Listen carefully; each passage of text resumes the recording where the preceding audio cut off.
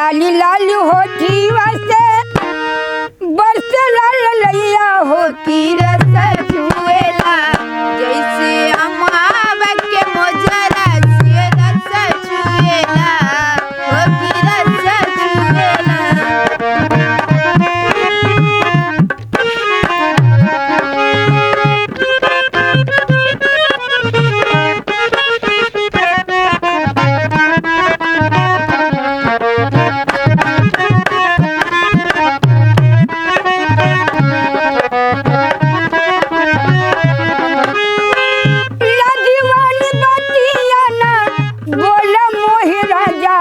करे जा छुएलो तोहरी मीठी मीठी बोलिया करे जा छुएला हो की रस चुएला।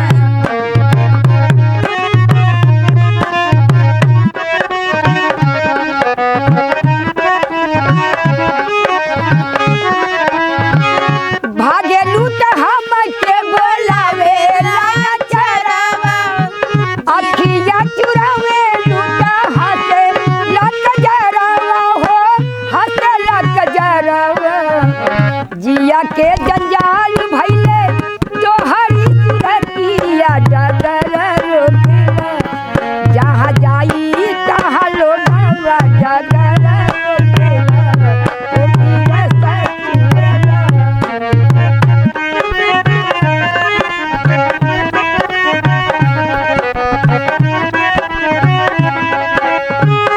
लागी वाली बातिया ना बोल मोहि राजा हो करे जा छुएला तोहरी मीठी मीठी बोलिया